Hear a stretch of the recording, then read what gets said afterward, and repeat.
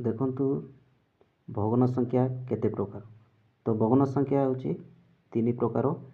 देखंतु एक नंबर प्रकृत भग्न संख्या, दुई रे अप्रकृत भग्न संख्या, तीन नंबर मिश्र भग्न संख्या।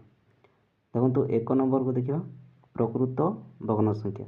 तो उदाहरण देखिबा देखंतु माने केमिति थिबो प्रकृत भग्न संख्या ना लव स्थान थिबो एवं हर बड़ थिबो। उदाहरण देखंतु 2/3 तेमन देखंतु लव 2 हर 3।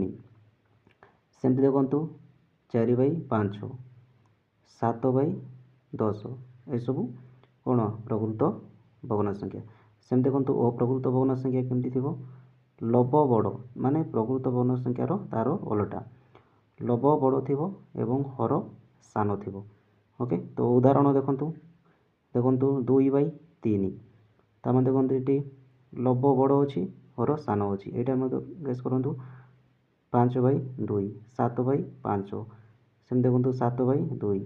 ओके सेमति देखंतु 3 नंबर मिश्र भग्न संख्या। मिश्र भग्न संख्या केमति थिबो देखंतु 2 पूर्ण 1 विभक्त 2 सेमति 4 पूर्ण 1 विभक्त 2 3 पूर्ण 8 1 विभक्त 8 एमति थिबो।